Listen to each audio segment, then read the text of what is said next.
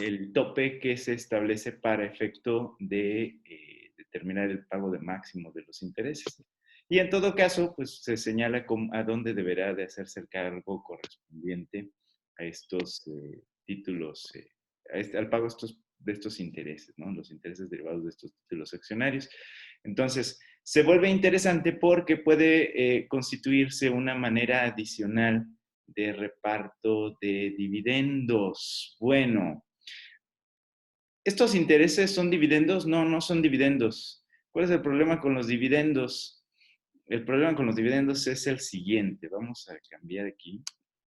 Bueno, por ahí les mandé una, eh, un documento el día de ayer que se llama Fundamento de Dividendos. Vamos a revisarlo, que es el que señala cómo es que deberá de hacerse el reparto de los dividendos en tratándose de una persona moral. Y ahorita vamos a hacer pues algunos ejercicios para ver si podemos resolverlo. Vamos a ver entonces. Primero déjenme ubico las tablas.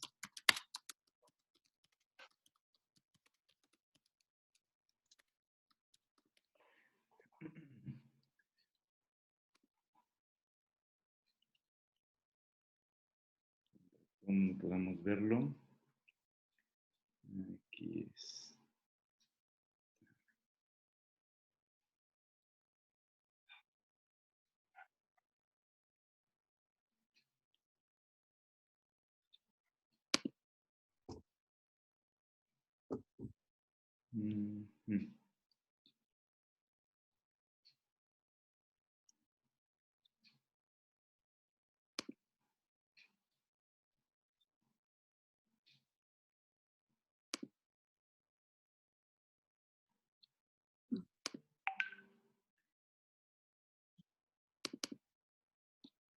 Bien.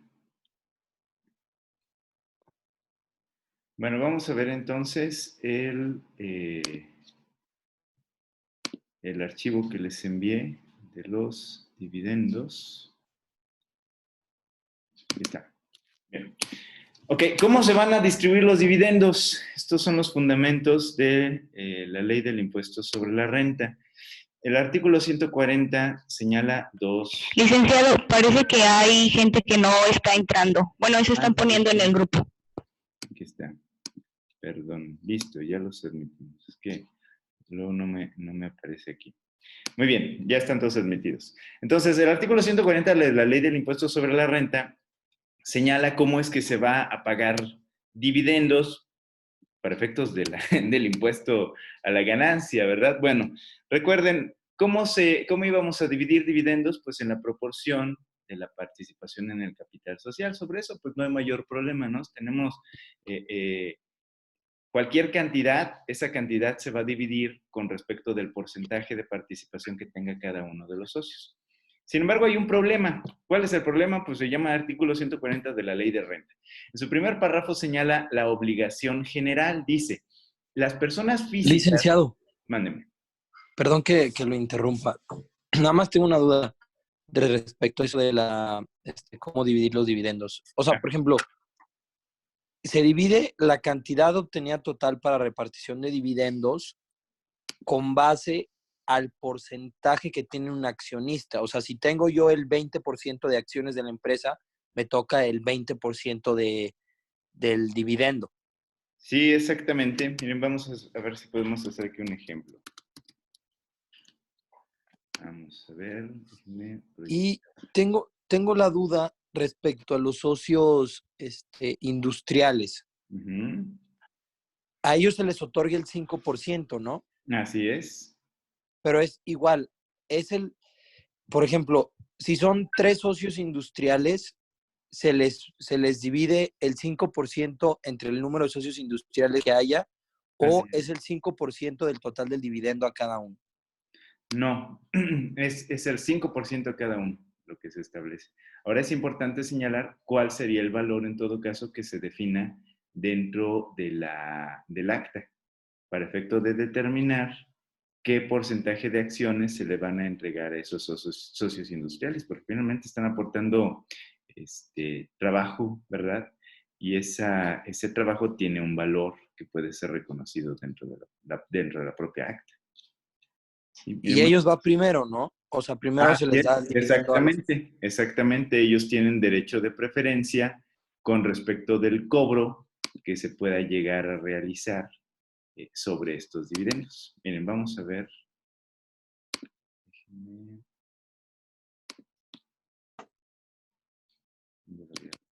Bueno, aquí vamos a ver, por ejemplo, vamos a determinar un ejemplo de capital social de una empresa. Vamos a poner la fulanita SADCBA. ¿Sí?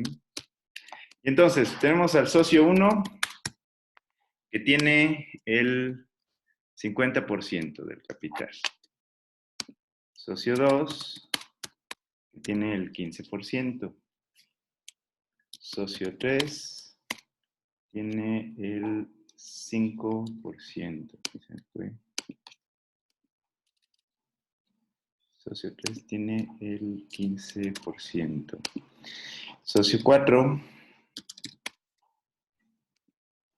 tiene el 10%. Tenemos 25, 30 y entonces socio 5 tiene el 20%. Ya tenemos el 100, ¿verdad? Entonces aquí hacemos la determinación. Y entonces vamos a ver, vamos a suponer que en el ejercicio, cuando se presenta el estado de resultados, tenemos una ganancia. Vamos a ponerla por aquí, ganancia neta. La ganancia neta de la empresa, vamos a suponer que fuera, vamos a poner un número complicado, ¿no? 2.856.456 pesos, ¿no? Esa es la ganancia neta determinada por la empresa. Y entonces, lo que va a hacer la empresa, básicamente, es dividir esta cantidad entre cada uno de los socios. Entonces, ¿cuál va a ser el resultado de la división? Pues sencillo, vamos a establecer una fórmula. No, aquí está mal. Bueno, esa es la cantidad, vamos a establecer una fórmula. Entre el punto 5 sale mal.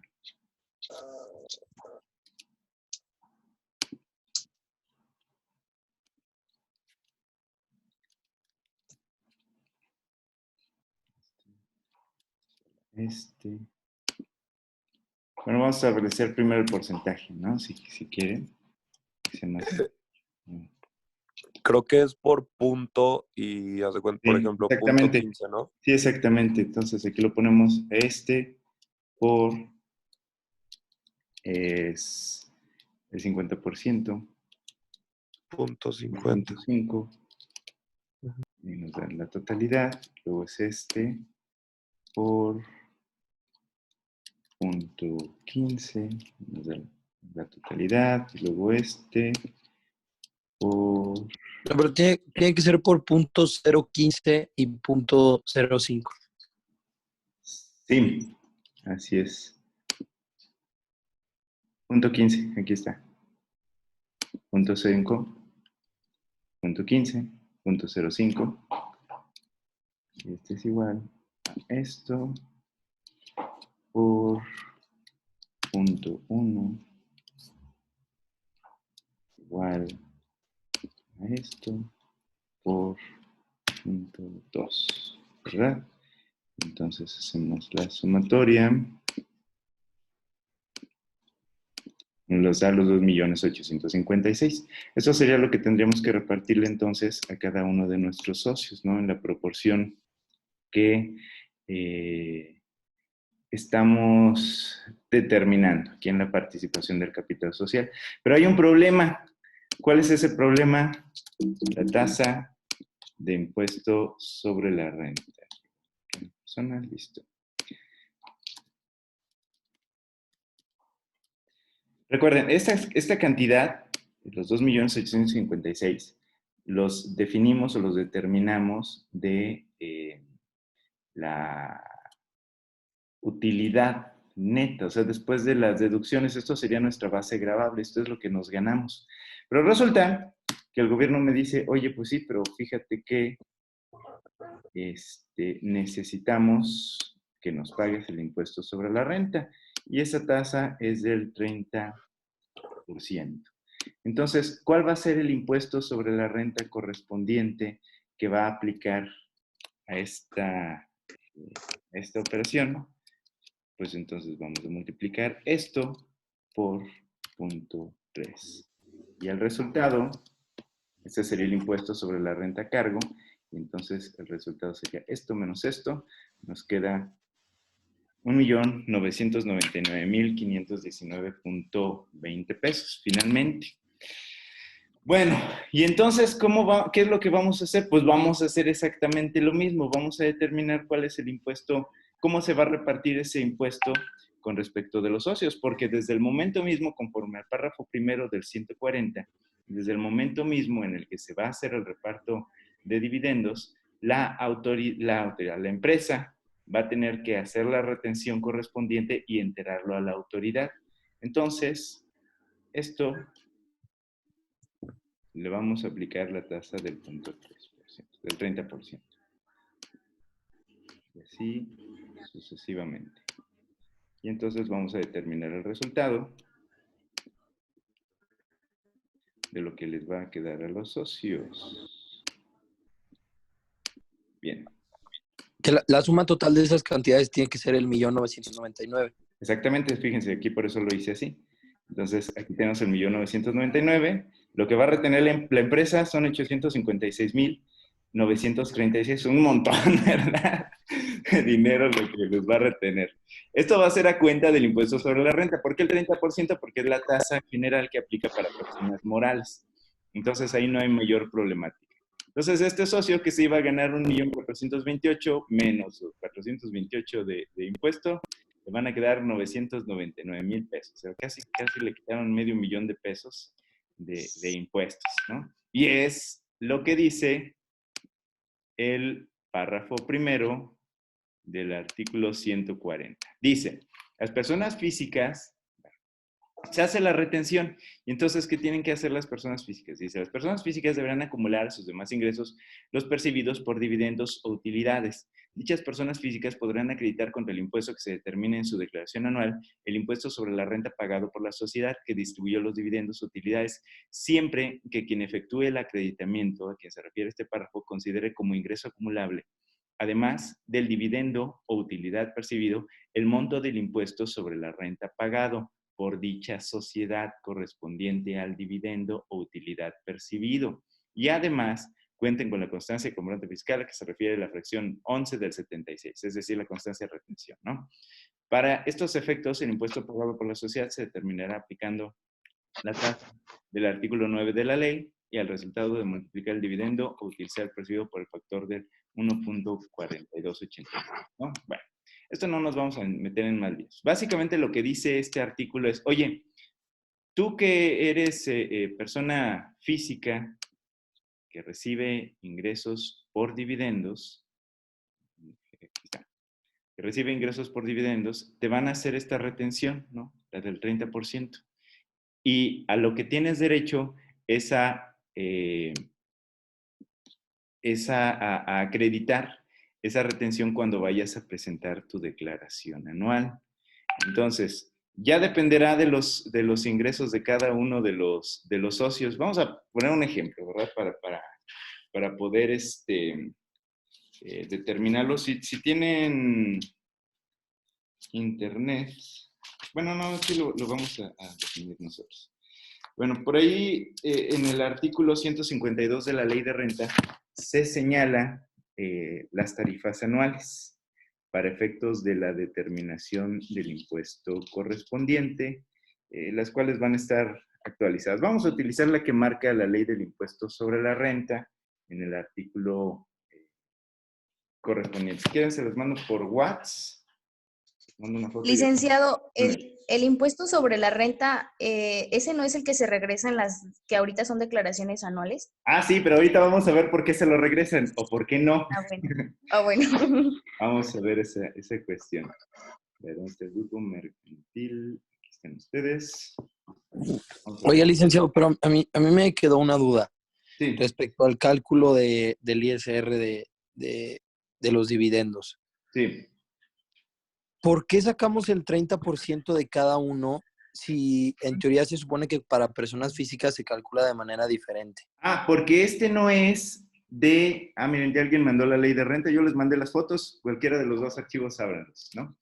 Porque este es el impuesto que retiene la persona moral, ¿no? Lo que hace la persona moral es someter la ganancia a la tasa del 30% y paga el impuesto. Y les reparte el dividendo a cada uno de los socios. Y les dice, mira, a ti te tocaba 1.400.000, pero yo ya retuve, yo ya pagué impuesto por el 30% de estas cantidades. Entonces, Entonces, uh-huh. en tema de dividendos, quien retiene el impuesto es la persona moral. Así No es, la en física. principio así es, exactamente. Y ya luego la persona física lo único que tiene que hacer es presentar su declaración anual. No, porque por ejemplo a lo mejor le repartieron dividendos en marzo de este año. ¿Cuándo tiene que presentar su declaración? Pues en abril del próximo año, de 2021. Y en abril de 2021, de acuerdo al párrafo primero del 140, tiene que acumular los ingresos que está percibiendo por dividendos y va a poder acreditar el impuesto. Y para eso va a servir el ejercicio que sirve a continuación. Vamos a poner el socio, vamos a poner uno de ingresos chiquitos, ¿no? Para que puedan ver o palpar bien el ejemplo. A ver si nos sale. El socio 4. ¿Cuántos ingresos obtuvo por dividendos? Esto, ¿verdad? Entonces el socio 4 tuvo estos ingresos. Vamos a poner ingresos, dividendos, pero pues no se ganó todo eso completo, porque resulta que le retuvieron impuesto, y ese retenido o pagado, ¿verdad? Da como resultado 85,000 pesos. Ingreso percibido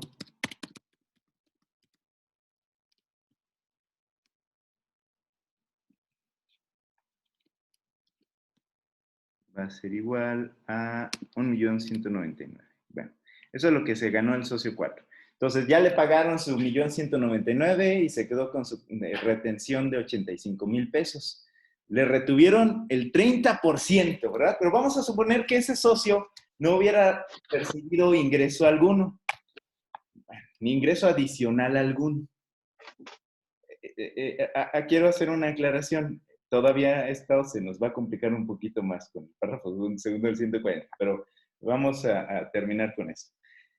Resulta entonces que este socio no ganó nada más, ¿no? No hacía más que recibir ingresos de sus dividendos. Le pagaron sus casi 200,000 pesos y entonces llega al final del ejercicio y le dicen el párrafo primero del 140, oye, tienes que acumular los ingresos de dividendos al resto de tus ingresos y vas a poder pagar, y vas a poder acreditar el impuesto retenido, que en este caso sería esta cantidad. Bueno, ¿no obtuvo ingresos adicionales? No. ¿Tiene que declarar los 285? Sí. Pero vamos a ver el cálculo del impuesto sobre la renta conforme a la tarifa, ¿no? Bueno, vamos a hacer un ejemplo. Si ustedes se fijan en el impuesto anual que se señala en el artículo 152 de la Ley de Renta, hay una serie de deciles. Cada uno de esos deciles está compuesto entre un límite inferior, un límite superior, una cuota fija y un porcentaje. ¿Cómo funciona esto? Pues funciona de una manera bien sencilla.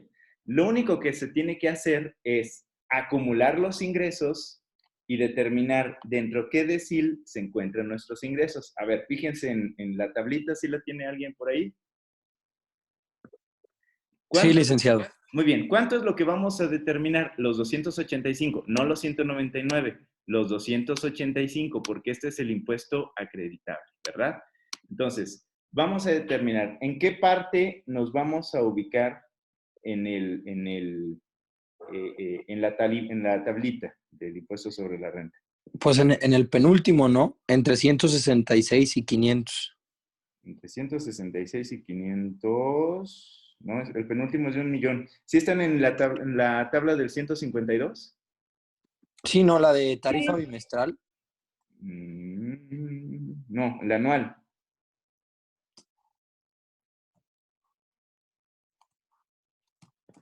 152 de la ley de renta, en la anual, chicos.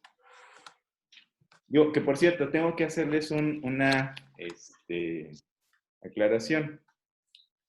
Esta tabla se va actualizando año con año.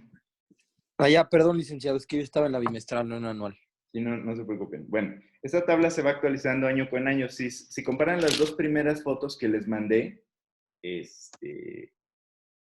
tiene cantidades en los deciles un poco más bajas que en las fotos 3 y 4. Lo que pasa es que se va publicando la actualización en el diario oficial de la Federación. En este caso, la actualización nos da un aumento en cuanto al valor de los deciles. Eso es por la actualización del valor monetario de los ingresos.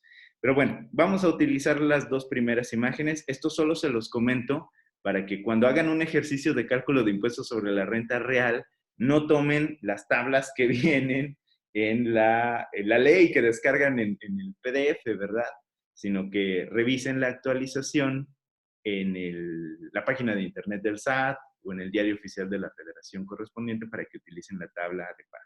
Entonces, tenemos los 285,645. ¿En qué decil nos ubicamos, chicos?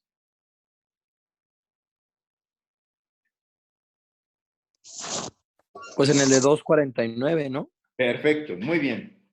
¿Cómo vamos a hacer el cálculo del impuesto? Ahí agarren una hojita para que puedan escribir. Porque así es como resulta más sencillo. Entonces, nos ubicamos en este decil. ¿Qué es lo que vamos a hacer? Bueno, lo que vamos a hacer es restar de nuestros ingresos el límite inferior. ¿Cuál es el límite inferior?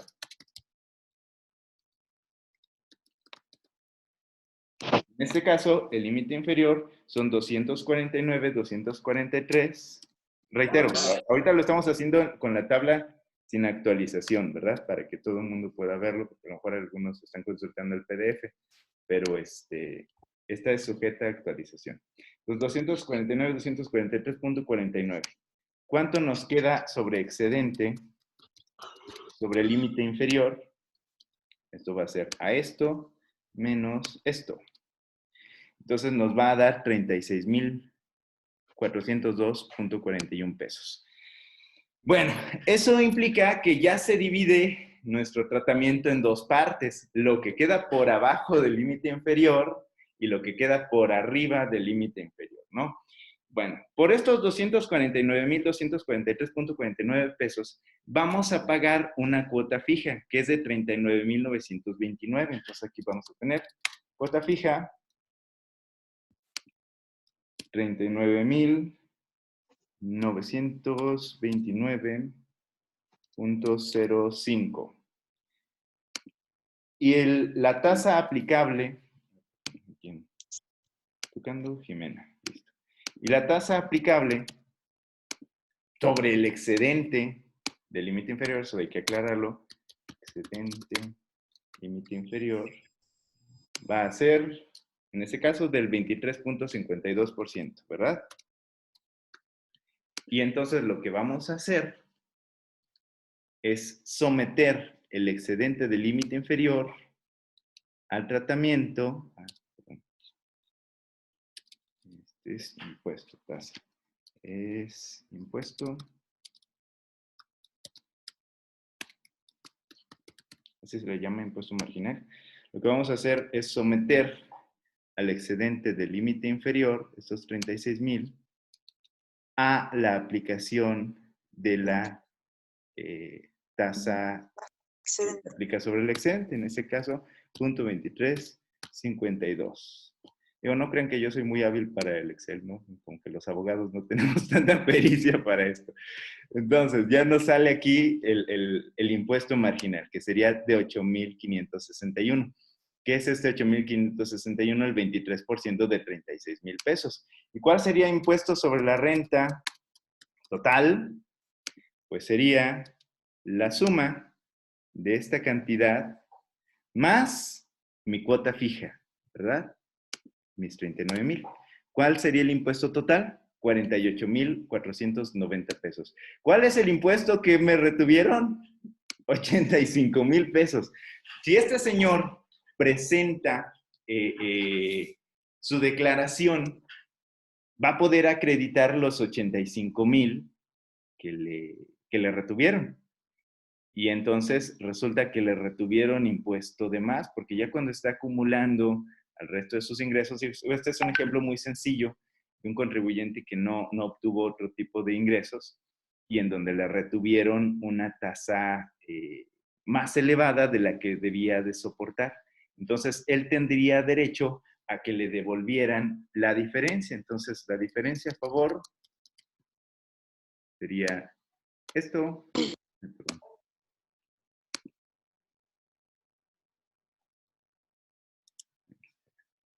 La diferencia sería esto menos esto. Nos da total 37,702. Es decir, si este señor presenta su declaración, tendría derecho a que le devolvieran estas cantidades para efecto de el impuesto sobre la renta, porque el impuesto que él debió de haber soportado solamente serían 48,490 pesos. Bueno, ¿por qué se señala así? Porque las personas físicas tienen un tratamiento distinto a las personas morales, ¿no?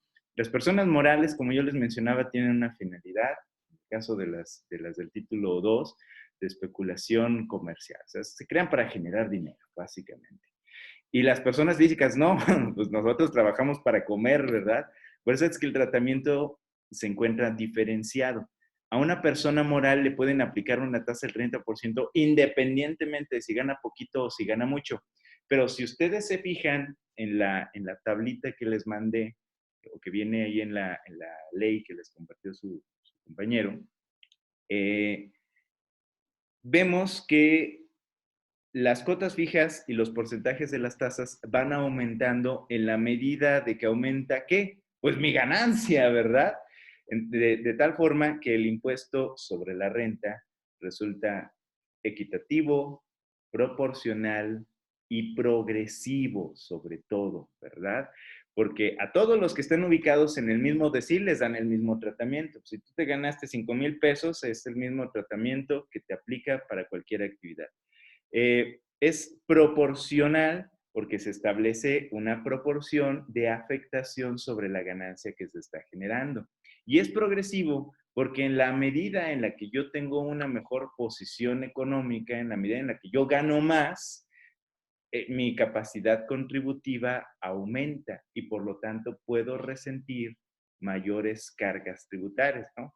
¿Por qué? Pues porque no sería lo mismo, ¿no? Imagínense que a todos los contribuyentes les establecieran una tasa del 30%, todas las personas físicas, como la ley de renta. Entonces les establecieron una tasa del 30%.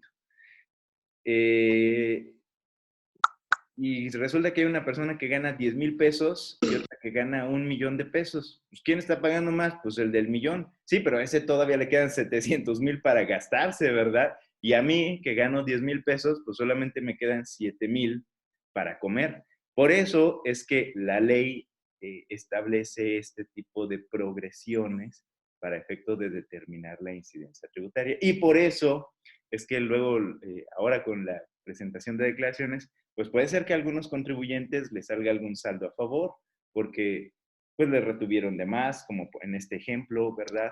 O resulta que tienen a lo mejor algunas deducciones de carácter personal, por ejemplo, tuvieron gastos de honorarios médicos, pago de honorarios dentales, pago de seguros de gastos médicos mayores, pago de, perdón, ¿cómo se llama? Servicios funerarios, pago de colegiaturas. Todos estos aspectos sirven para disminuir la base gravable, pero son deducciones que se hacen valer hasta la declaración anual o intereses, pago de intereses por la adquisición de una casa habitación. Todos estos elementos son elementos sustractivos de la base contributiva que mide la capacidad de pago de contribuciones de cada uno de los particulares. Por eso es que luego a algunos les sale alguna disminución, porque pues, están pagando intereses, pagan la colegiatura de los niños, pagaron un seguro de gastos médicos, y entonces ya no ganaron lo que se supondría que hubieran ganado. Entonces el gobierno les dice, mira, como ganaste menos, tu base es disminuida y por ende tienes derecho a que se te disminuya o se te devuelva la cantidad de impuesto que se te retuvo de manera inadecuada. ¿Sí? Licenciado, pero todas esas cosas se tienen que comprobar para que te lo puedan disminuir Sí, por supuesto. Ustedes ¿o cómo deben, lo compruebas y en dónde? con un CFDI, con una factura, en términos de los artículos 29 y 29A del Código Fiscal de la Federación. Si alguno de ustedes ha entrado a la página de internet del SAT para efecto de presentar la declaración anual, se van a dar cuenta de que pues esa página ya está toda prellenada, ¿no? Como ya todo es electrónico, en automático se carga toda la información. Entonces dice, a ver, señor Diego Contreras, ¿no? Ganó 1,000,000 de pesos por sueldos y salarios y tuvo ganancia de pago de dividendos de 500,000 pesos y retención de tanto y deducciones personales de tanto. Ya se encuentra precargada la información. La verdad es que solamente en casos excepcionales vemos que no está la información debidamente cargada. Digo, sí hay muchas críticas de la página de internet del SAT, pero la verdad es que la mayor parte de la información está cargada. ¿Y por qué se carga? Porque las facturas desde 2014 para personas físicas y desde 2008 para personas morales ya son digitales por internet. Eso quiere decir que todas estas facturas son avaladas por un certificado sello digital del SAT. El SAT se da cuenta de qué es lo que ustedes están facturando de manera automática. Y esa información la utiliza en conjunto con la información proporcionada por terceros como retenedores de impuestos, como pueden ser los patrones, ¿no? Si ustedes tienen un patrón y les paga, les retiene impuestos sobre la renta. Si ustedes compran algún producto o servicio y piden factura, les retiene impuesto al valor agregado. Y esa información es replicada a la autoridad tributaria. Y por eso es que una vez que nosotros llegamos al momento de presentar nuestra declaración, pues la mayor parte de esta información ya se encuentra precargada, ¿verdad? Entonces, si ustedes quieren aplicar, digo, a lo mejor ustedes todavía no tributen, a lo mejor sus papás, ¿no? O hermanos mayores, o alguien por ahí de casa, puede aplicar deducciones, por supuesto. Digo, los que tienen actividad empresarial, pues ahí tienen un tratamiento un poquito más complejo, ¿verdad? Que pues ahí tienen que determinar qué se gastan en el negocio, tener comprobantes, tal. Pero aún los que reciben ingresos por sueldos y salarios meramente, pueden aplicar estas deducciones personales, que son aplicables a todos los contribuyentes, nada más que se hacen valer hasta el momento de la presentación de la declaración anual. Entonces, puede ser una manera en la que se pudiera obtener un beneficio, no sé, díganle a su papá, a lo mejor, ¿sabes qué? Cómprate un seguro de gastos médicos mayores, o puedes aplicar la deducción de pago de intereses de una casa, o si van al doctor, pues pídanle un CFDI, una factura, para que todos estos gastos puedan incluirlos como deducciones personales al momento de estar presentando su declaración. ¿Sí? ¿Dudas, preguntas, comentarios? Digo, la idea no es que salgamos expertos en el tema, nada más es un ejemplo para que se den cuenta de cómo se da esta situación. ¿Vale? ¿Preguntas? Ninguna. Bueno. Bueno, licenciado, pues no sé si se acuerde que nos había mandado un amparo que era conforme a esto de las devoluciones. Ajá. Fue como de los primeros documentos que mandó. Sí. No, bueno, es que no era un amparo de las devoluciones. Lo que pasa es que por ahí un despacho de aquí de San Luis promovió un juicio de amparo alegando que dentro de este estado de fuerza mayor, la Presidencia de la República tenía facultades para condonar o eximir a los contribuyentes del pago de contribuciones, ¿no? Si ustedes se fijan en su artículo 39 de la Ley del Impuesto del Código Fiscal de la Federación, se señala esta facultad específica que se le otorga al Ejecutivo. Dice este artículo 39, el Ejecutivo Federal, mediante resoluciones de carácter general, podrá, 1, condonar o eximir total o parcialmente el pago de contribuciones y a sus accesorios autorizar su pago plazo diferido en parcialidades cuando se haya afectado o trate de impedir que se afecte la situación de algún lugar o región del país, una rama de la actividad, la producción o venta de productos o la realización de una actividad, así como en casos de catástrofes sufridas por fenómenos meteorológicos, plagas o epidemias. Bueno, ¿a qué se refiere este artículo 39, fracción 1? A una facultad discrecional que tiene el presidente de la República para efecto de condonar o eximir del pago de contribuciones. Es una facultad discrecional. Eso quiere decir que ellos deciden si la ejercen o no. Lo que estaba haciendo este despacho, o lo que hizo este despacho, fue promover una demanda de amparo, alegando violación al 22 constitucional y al 39, fracción primera, diciendo que como nos encontrábamos en un estado de fuerza mayor o en una situación de propagación de una enfermedad, una contingencia, era obligación del Ejecutivo emitir un decreto donde condonara o eximiera a los contribuyentes del pago de contribuciones, ¿no? Todos los negocios estaban cerrando, muchos no podían cobrar, pues bueno, hasta el momento se sigue, ¿verdad? Esto está generando una afectación económica tremenda en las empresas. Seguramente ustedes ya lo han visto con sus amigos o familiares. Muchas empresas dicen, oye, es que no tengo dinero para pagar la nómina, entonces pues voy a descansar a mis trabajadores. Pues sí, ¿y el trabajador qué va a hacer? Porque pues, él también dependía de ese ingreso. Entonces esto está creando una cadena de recesión económica tremenda. Y este despacho lo que decía era, oye, Ejecutivo, pues tú tienes la facultad, ejércela, tienes la obligación de hacerlo. Y promueven un amparo, que es lo que les mandé, y lo que dice el juzgado, me parece que es el juzgado tercero de distrito, es, ¿sabes qué? Sí es cierto, te admito el amparo, pero además te concedo la suspensión para efecto de que la Presidencia de la República me informe cuáles son las medidas que ha implementado conforme al 39, fracción primera, porque se considera que esto puede constituir una violación al 22 de la Constitución. Yo lo que decía, y ya se confirmó, es que el amparo es improcedente y la suspensión también, que aparte conceden la suspensión de plano, ¿no? Por violación al 22, ustedes recordarán, ¿ya llevan amparo, perdón? No, licenciado, No. hasta Bueno, les platico así muy rápido. La suspensión de plano es aquella que otorga el juez de distrito en contra de actos del artículo, prohibidos por el artículo 22 de la Constitución, ¿no? Tortura, malos tratos, desaparición forzada, cuestiones de ese estilo. O sea, si la policía me está torturando y alguien promueve el amparo y no pide la suspensión, el juez de distrito tiene la obligación de decretar la suspensión y decirle a los agentes del orden, oigan, ya no le peguen, no lo torturen, sin que nadie lo pida. El resto de los asuntos siguen, el resto de los actos violatorios o presuntamente violatorios de los derechos humanos, siguen el trámite ordinario que marca la ley de amparo, que hay que ver si el acto es suspendible o no, si se pide, hay que convocar a una audiencia de suspensión, se puede o no conceder una suspensión provisional y en su momento la suspensión definitiva. Eso pues para efecto de que el acto reclamado, el acto que se considera violatorio de los derechos del gobernado, pues no se consume de manera irreparable o genere perjuicios irreparables al quejoso. En el caso concreto, el juez dijo, no, te concedo suspensión de plano, ¿verdad? Porque se violenta el 22 de la Constitución.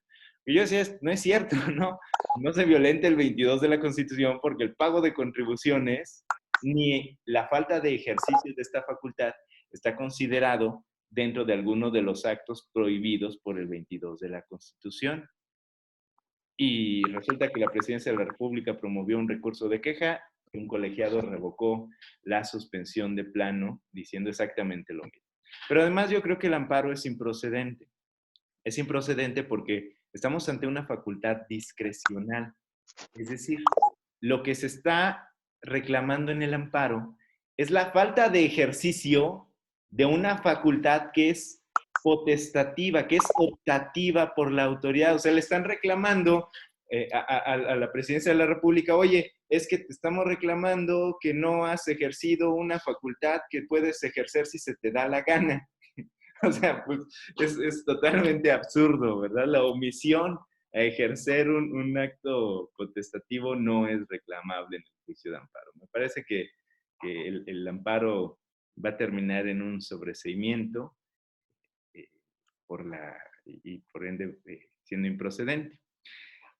Pero, pues bueno, a mí se me ocurrió diseñar una estrategia a la par, porque la idea es buena, ¿no? O sea, y qué bueno que estos muchachos decidieron ejercer su derecho como gobernados para implementar alguna reclamación. Yo creo que en la medida en que nosotros como ciudadanos nos relacionemos con las cuestiones políticas, este va a ser un mejor país. Perdón, ¿alguien quiere participar? Entonces, la idea que yo desarrollé, pues fue la siguiente. Y les mandé por ahí el escrito que diseñé. Que por cierto, ya me trajeron aquí las firmas y las constitutivas de todo. Yo creo que lo mandamos presentar ya en estos días. Por parte de algunas de las cámaras de comercio de San Luis Potosí. Lo que nosotros decimos es, oye, presidente, fíjate que pues, tú tienes esta facultad y lo que te estamos pidiendo es que la ejerzas, ¿no? O sea, así de muy buena onda, ¿no? Y digo, a mí me pareció muy exageradamente triunfalista el discurso que daba el representante legal de este despacho, porque decía, ya obligamos al presidente a que nos dijera, no es cierto, no obligaron a nadie a nada, y esto no se va a resolver en el corto plazo. Lo que yo planteo es presentar una solicitud a la presidencia de la República diciendo, oye, presidente, tú tienes esta facultad, ejércela. Y seguramente nos van a decir que no, van a decir, no, pues no la voy a ejercer. ¿Por qué? Pues porque no se me da la gana, ¿no? Pero esa respuesta, recaída a la solicitud, ya es controvertible a través del juicio de amparo indirecto. ¿Por qué? Pues porque se trata de una respuesta derivada de un procedimiento. No cabe recurso ordinario alguno en contra de esta resolución, pero como la autoridad está diciendo que no va a ejercer la facultad discrecional, el problema que tiene es que me tiene que fundar, pero sobre todo motivar por qué no ejerce la facultad discrecional. Por ahí busquen algo de jurisprudencia en el JUS con respecto a las facultades discrecionales. Entonces, la respuesta de la presidencia sí sería impugnable a través del juicio de amparo. Por supuesto que un juicio de amparo con respecto de la falta de ejercicio, o mejor dicho, de la respuesta que se emita, pues va a tardar, ¿verdad? ¿Qué les gusta? 6 meses para que se resuelva el primer amparo, más tal vez alguna revisión. Esto no se va a resolver en un corto tiempo. Nos vamos a tardar unos 18 meses más o menos. Pero, pues es un ejercicio meramente académico, ¿verdad? Por eso es que lo estoy repartiendo a todos lados, para que todo el mundo lo utilice o lo modifique o lo revise, y pues ver la manera en la que se pudiera lograr algo. En el mejor de los escenarios, se obligaría por parte del juez de distrito a que emitiera alguna medida en donde se ejerciera... ¿Perdón? Bueno, en donde se ejerciera el 39 fracción 1 y que se concedieran beneficios a los contribuyentes. Y es más, si esos beneficios no nos gustan, también la jurisprudencia de la Corte ha determinado que son impugnables. O sea, si no resultan pertinentes y adecuados para solventar la situación que se está tratando de resolver, entonces se puede promover una demanda de amparo. Les digo, es ejercicio meramente académico, ¿verdad? Para todos los efectos. Ahora bien, ¿dudas, preguntas, comentarios con respecto de esta situación? Nada. Bueno, ahora resulta que hay una cuestión bastante interesante que se llama cuenta de utilidad fiscal neta. ¿Alguien ha escuchado el concepto? No, seguramente no, ¿verdad? Bueno, ¿qué es esa cuenta de utilidad fiscal neta? Licenciado, según yo, es ya una vez que está libre de impuestos, ¿no? Exactamente, así es. O sea, ya que pagaste todos tus impuestos y es la cantidad que ahora sí te queda a ti como contribuyente. Exactamente. Miren, ahorita vamos a olvidarnos de todos estos monitos que están acá. A ver si los podemos buscar en un color distinto. Todos esos. Nos quedamos con la ganancia neta de la empresa. Vamos a suponer que llega el momento de la asamblea y los socios dicen, oye, pues fíjate que no queremos reparto de dividendos. Deja el dinero en capital ganado. Recuerdan lo que veíamos el día de ayer, ¿no? Que podría ser que pudiéramos aquí tener un capital social de, no sé, 100,000 pesos. Pero ya nos ganamos esto, ¿no? Los 2,856,000. Y que los socios dijeron, no repartas dividendos, déjalo trabajando dentro de la sociedad. Pues bueno, lo dejamos. ¿Qué es lo que tiene que hacer la empresa? Lo mismo exactamente. Tiene que pagar el 30% de impuestos sobre la renta y nos queda esto. Y esta cantidad es lo que nutre a la CUFIN, la cuenta de utilidad fiscal neta, ¿no? Que es dinero que ya pagó contribuciones. Ya le pagamos al gobierno su cantidad y no hay mayor problemática y resulta que nos quedamos con nuestra cuenta de utilidad fiscal neta. Y ahí es donde llega la problemática que se va a presentar a continuación. Bueno, párrafo primero ya lo resolvimos. Párrafo segundo del 140 dice, no obstante lo dispuesto en el párrafo anterior, las personas físicas estarán sujetas a una tasa adicional del 10% sobre los dividendos o utilidades distribuidos por las personas morales residentes en México. Estas últimas estarán obligadas a retener el impuesto cuando distribuyan dichos dividendos o utilidades y lo enterarán conjuntamente con el pago provisional del periodo que corresponda.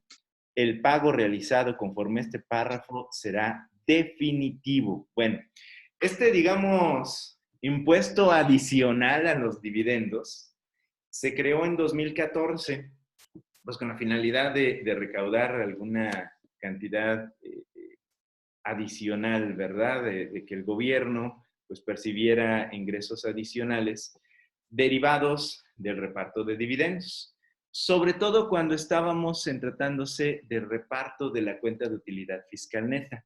Esa cuenta de utilidad fiscal neta ustedes la pueden alimentar cuantos años quieran y como quieran. Hay empresas que tienen cuentas de utilidad fiscal neta multimillonarias y es dinero, como les digo, limpio, así como decía Santiago. Decía, pues este dinero ya pagó impuestos, ¿verdad? Este dinero yo puedo hacer lo que quiera con él. Y si un día los socios dicen, oiga, señores, pues échenlo, ¿no? Vamos a repartir ese dinero, se puede. ¿Y hay que pagar impuestos otra vez? Pues lo del primer párrafo no, porque ya pagamos, ¿verdad? Pero el gobierno nos va a cobrar el 10% sobre el reparto de dividendos o utilidades. Es decir, la base va a ser el monto total de los dividendos que voy a percibir y a ese le voy a aplicar la tasa del 10%. No tiene mayor problemática, ¿verdad? Pero aquí se da una cuestión interesante y es esto, el pago que se va a considerar definitivo. Porque ese pago del 10%, o sea, digamos que es una especie de impuesto especial sobre dividendos, ¿no? Está la regla general de la retención y está este otro que es el 10%, bueno, que también me retienen, pero este pago especial se va a considerar definitivo. ¿Qué quiere decir? Pues que ya no tengo que volver a acumular y ya no tengo que volver a pagar. Bueno, si seguimos avanzando, el artículo 150 de la Ley de Renta, que es el que señala la reglamentación de la declaración anual, dice en su párrafo primero, las personas físicas que obtengan ingresos en un año de calendario, a excepción de los exentos y de aquellas por los que se haya pagado el impuesto definitivo, están obligadas a pagar su impuesto anual mediante declaración que presenten en el mes de abril en el año siguiente ante las oficinas autorizadas. Pero entonces, ¿esto a qué se refiere? Ah, bueno, pues vas a acumular todos los ingresos a excepción de los exentos, ¿no? Digo, por ejemplo, mi mamá me donó 20 millones de pesos. Ah, pues eso estoy obligado a acumularlos y a pagar. No, pues va exento. Ah, bueno, sin problema. Oye, pero me repartieron dividendos y me retuvieron el 10% del impuesto derivado de la CUFIN, por ejemplo. ¿Tengo la obligación de acumular esos ingresos y de pagar un impuesto adicional? No, ya no. Ya no tengo obligación de. ¿Por qué? Pues porque ya hice el pago definitivo, ¿no? Dice el párrafo segundo, podrán optar por no presentar la declaración a que se refiere llegando. Podrán optar por no presentar la declaración a que se refiere a este párrafo las personas físicas que únicamente obtengan ingresos acumulables en el ejercicio por los conceptos señalados en los títulos 1 y 6, cuya suma no exceda de 400,000 pesos. O sea, si mis dividendos superan los 400,000 pesos, entonces sí voy a tener que presentar la declaración. Pero bueno, a ver, pero tengo que acumularlos o ¿cómo lo voy a hacer? Párrafo tercero. En la declaración a que se refiere el primer párrafo de este artículo, los contribuyentes que en el ejercicio que se declara hayan obtenido ingresos, incluyendo aquellos por los que no se esté obligado al pago de este impuesto y por los que se pagó el impuesto definitivo superiores a 500,000, deberán declarar la totalidad de ingresos. Bueno, ¿eso qué quiere decir? Quiere decir que si yo estoy pagando el impuesto a que se refiere el párrafo segundo del 140, ¿no? Vamos a suponer, de hecho ahorita, ayer me preguntaba un contador que tiene un cliente que le están repartiendo dividendos de la CUFIN del año pasado y le pagaron, no sé, 2 millones de pesos, le hicieron la retención y ahora dice, oye, pero es que tengo que acumularlos. Pues no, no tiene que acumularlos. ¿Por qué? Porque ya hizo el pago definitivo. En todo caso, conforme al párrafo tercero, lo tiene que declarar, ¿no? Pero bueno, ¿para qué les estoy señalando todo este rollo de los dividendos y del pago de estos? Porque, como ya lo vimos, el reparto de dividendos puede resultar bastante caro, ¿verdad? Podemos llegar a pagarle al gobierno hasta un 40% de la totalidad de los ingresos que se nos están repartiendo. Y si somos de los contribuyentes que ganamos más de 3 millones de pesos, pues ahí va un 5% adicional. Esto se puede volver bastante oneroso. Por eso es que cobra relevancia esta cuestión de los intereses derivados de las acciones, porque estos no son dividendos y entonces no quedan sujetos a la tasa de la retención del 30 ni a la tasa del 10. En todo caso, el contribuyente va a tener que acumular estos ingresos al resto de sus ingresos para efecto de determinar cuál va a ser la tasa que le va a aplicar. En el peor de los escenarios, si recibe ingresos cuantiosos, va a quedar sujeto a la tasa del 35%, ¿no? Entonces, pues es importante que ustedes conozcan esto porque puede ser una forma en la cual pues ustedes le diseñen a sus socios un medio a través del que se pueda sacar dinero de la empresa de la manera menos onerosa, ¿no? Y aquí el lío es, a veces, es cómo sacamos el dinero con el menor de los costos.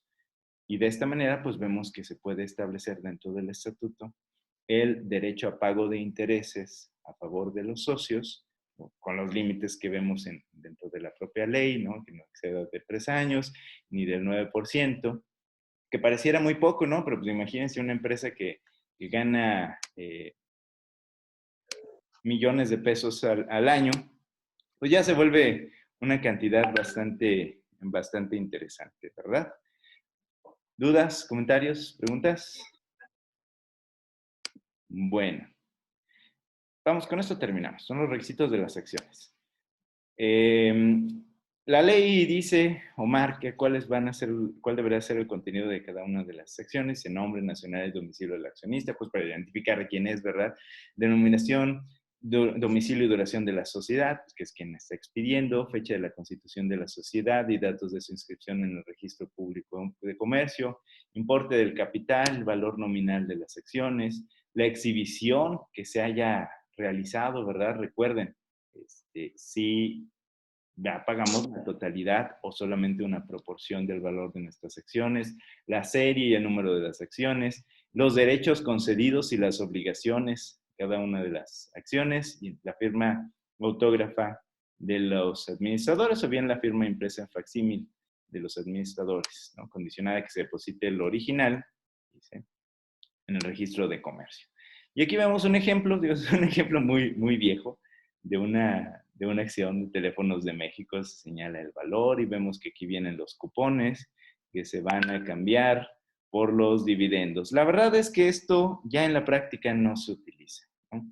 En todo caso, o en el mejor de los casos, se emite un título accionario como este, que señala quién es el accionista, quiénes son mis socios, pero esto los cupones ya ha caído totalmente en desuso, nadie los presenta. Es más, en algunas ocasiones, el libro de registro de accionistas o las actas de asamblea, pues es lo que nos sirve para determinar quiénes son nuestros socios, ¿verdad? Y pues prácticamente las acciones casi no se emiten. Sin embargo, es importante comentar, para efecto de legitimar alguna acción de carácter judicial y de poder ejercerla, es necesario demostrar el carácter de socios. Si un socio está inconforme con alguna decisión tomada en asamblea, por ejemplo, y decide impugnarla a través de un proceso judicial, necesita acreditar su carácter de socio. Y la acción puede ser un buen medio para tales efectos. ¿Sí? ¿Dudas, preguntas, comentarios, chicos? Ninguno. Bueno, entonces, si están de acuerdo,